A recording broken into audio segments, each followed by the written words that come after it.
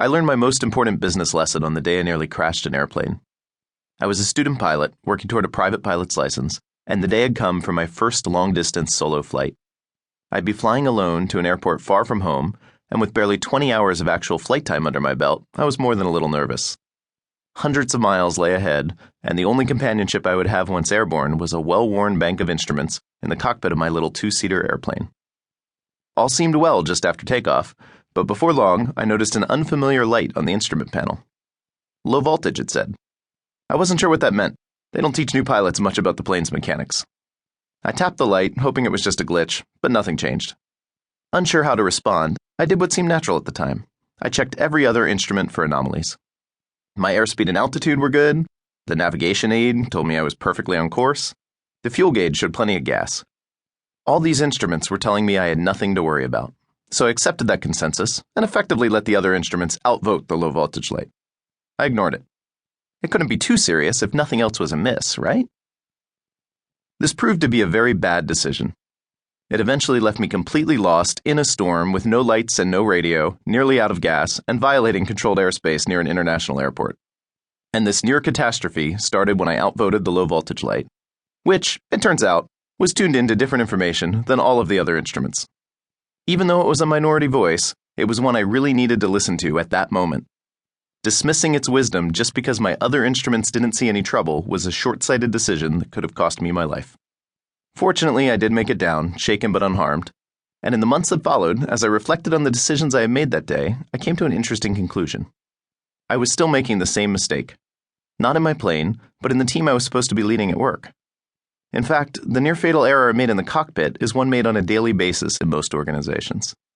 An organization, like a plane, is equipped with sensors, not lights and gauges, but the human beings who energize its roles and sense reality on its behalf. Too often, an organization's sensor has critical information that is ignored and therefore goes unprocessed. One individual notices something important, but no one else sees it, and no channels are available to process that insight into meaningful change. In this way, we often outvote the low voltage lights of our organizations. Our organizations become aware of whatever they need to respond to in their world through our human capacity to sense the reality around us.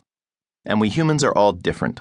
We have different talents, backgrounds, roles, fields of expertise, and so on.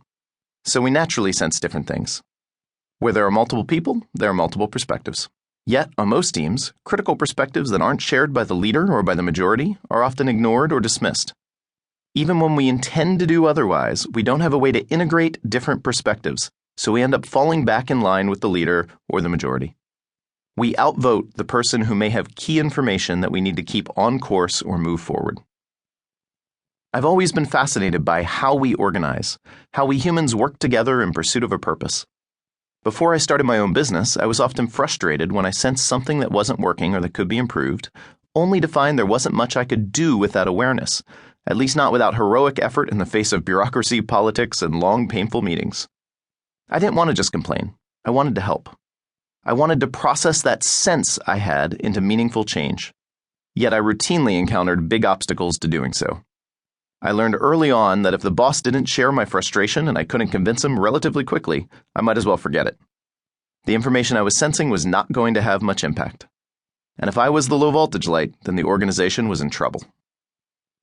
The human capacity to sense dissonance in the present moment and see the potential for change strikes me as one of our most extraordinary gifts.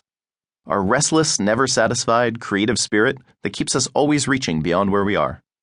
When we feel that sense of frustration at a system that's not working, or a mistake that keeps getting repeated, or a process that seems inefficient and cumbersome, we are tuning in to a gap between how things are and how things could be. I call this a tension because that's often how it is experienced, but I don't mean the word in a negative way. We might label this state a problem that should be fixed, or we might label it an opportunity to harness. Either way, that's just us projecting our meaning-making on the raw experience I'm calling a tension, the perception of a specific gap between current reality and a sensed potential.